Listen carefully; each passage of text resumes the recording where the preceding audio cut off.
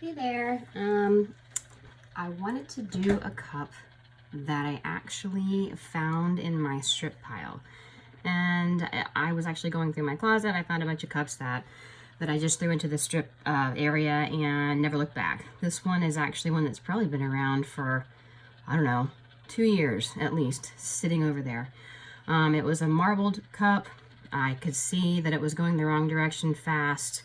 It had wet epoxy on it, and I just wiped it off quickly, set it over to the side to sand it or to strip it in another way, and never went back to it. I got started on the cup again for the customer. I was in a hurry for it, and I just never looked at it. So I saw it the other day.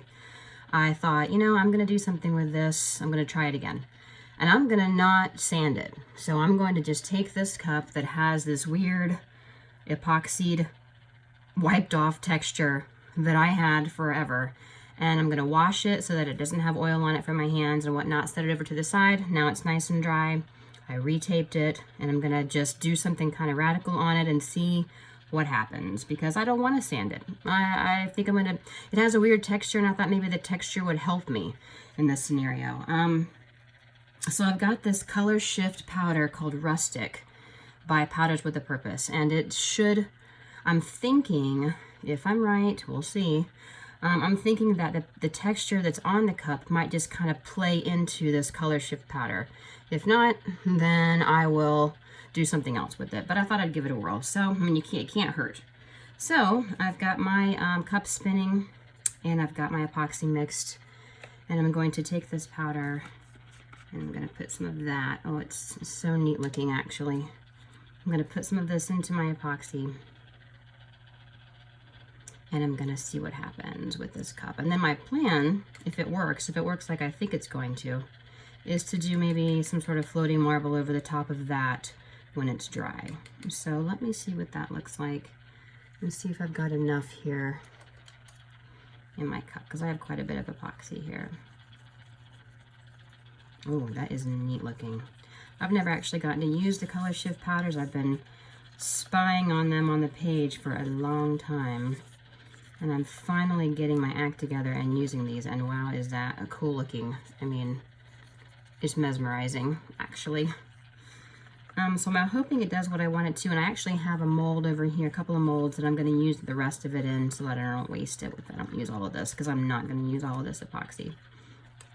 I'm just going to hit it with one more little spoonful, maybe two, a little bit, and I think that's going to be enough. So I'll set that off to the side, and I'll mix this in. And who knows, experimental cups always are actually kind of fun.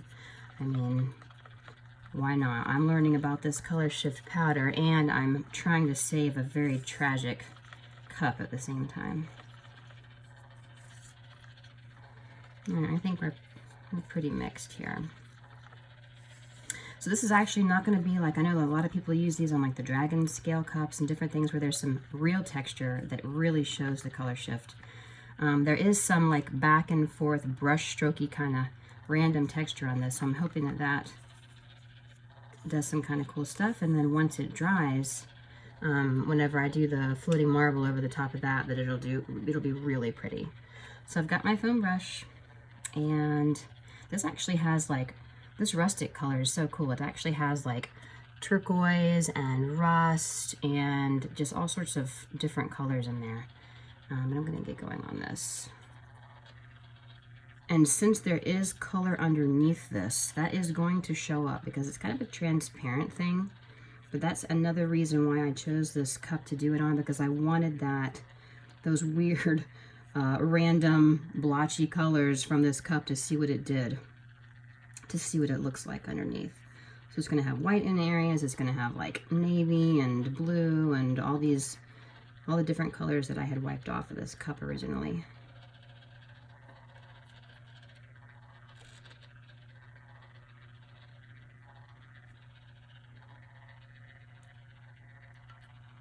I was dying to try this stuff. I need to try it on a dragon scale cup or something to that effect, or something else, something with texture. Maybe not dragon scales, but some other ideas. I have so many ideas There's too many ideas for my head, actually. I need to start writing them down in a notepad so I forget, because I will forget everything. Because I always come up with great ideas, and then I'm like, oh, I gotta do that on a cup, and then I get busy and doing something else, and I forget. I definitely need a notepad or notebook full of my ideas so I can start checking them off when I have a moment.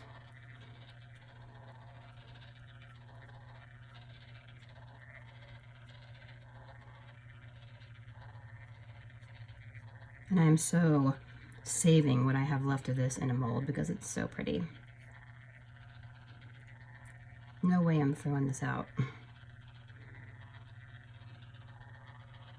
And I'm going to kind of get it on there. I want it to be kind of thick this time. It might not even show any of that texture, actually. It's so nice and thick. But it does show those colors underneath, and that is kind of cool looking. So we'll see what it ends up with once it spins around and levels out. It's definitely going to show some of that mottled color underneath.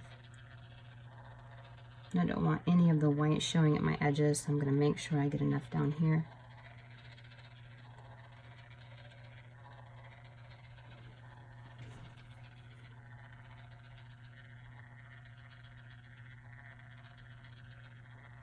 You never know.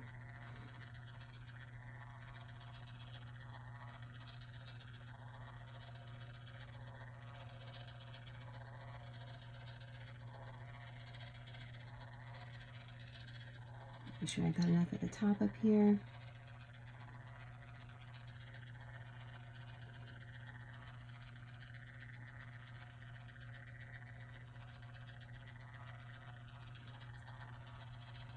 And I'm going to hit that with a little bit of heat and see what it looks like.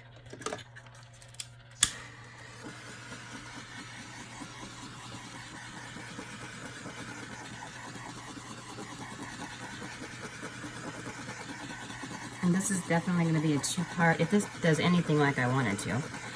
This will definitely be a two-part video. I'll show you what I do next on it, if it works out. So let's pray that it does. Gotta do something cool. It's gotta be better than the original cup. I think I'm gonna hit it with just enough heat to move the epoxy around a bit so that those brush strokes kind of diminish a bit. I actually kind of like the brush strokes, but I'm going to let them, I might even kind of embellish that a little bit.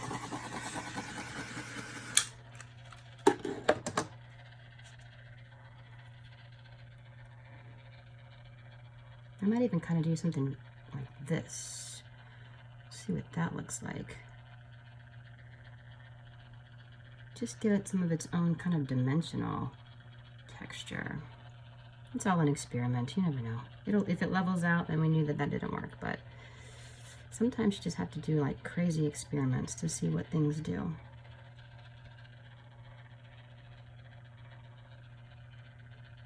That actually looks really cool.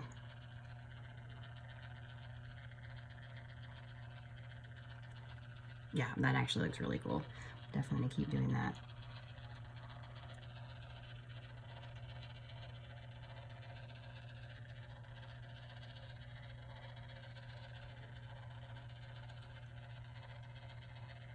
If you see a bare spot, you can just kind of hit it now.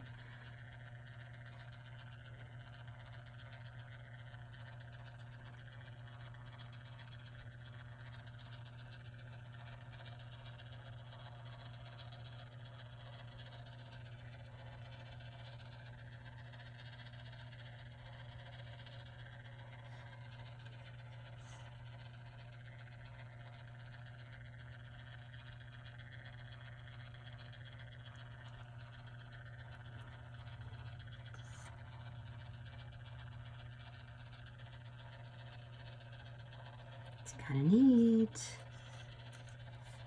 The drizzling is looking good.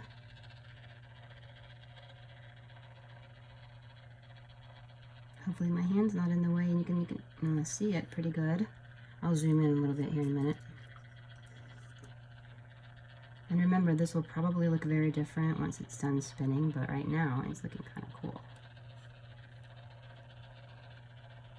I like the drizzle effect with this stuff. it's looking very three-dimensional if you look at it up close.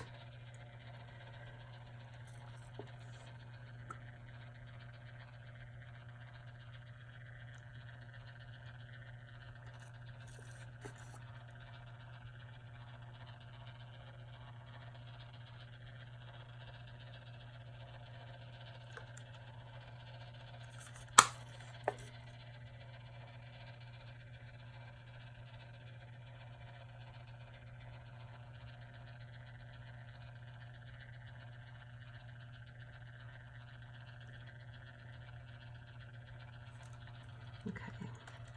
Now, since I like the drizzle texture, I'm going to hit these bubbles quickly because I don't want to run them too much, but I want the bubbles to come out.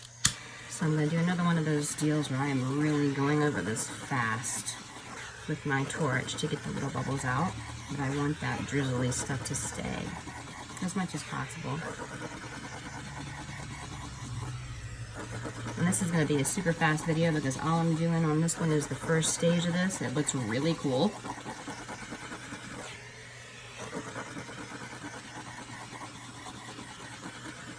And then I'm going to let this spin now. And then I think we're going to be a go for step 2 because that is really neat looking so far. And I'm going to see what I can do with the second stage of this. Let me grab everything here so you can see it a little bit better. On a nice tidy surface. What I will do on this cup in about an hour is I will come in, set a timer, come in of course, and take my tape off, which is what I always do. And then let this thing spin till it's dry. And then once it's dry tomorrow morning, I will do a quick, very light wet sand on it, and then come back and do step 2. Which is, I believe I'm going to do another floating marble over this so that you can really see some differentiation. I want something to float up on top of this, but I want this to show up really well underneath, and I want it to really be kind of three-dimensional underneath as well. Thank you so much, and I will take pictures of this when the tape comes off to show you that. I'll show you all the different steps. I'll take pictures of the mica powder that I used, the color shift powder, and I will see you in step 2.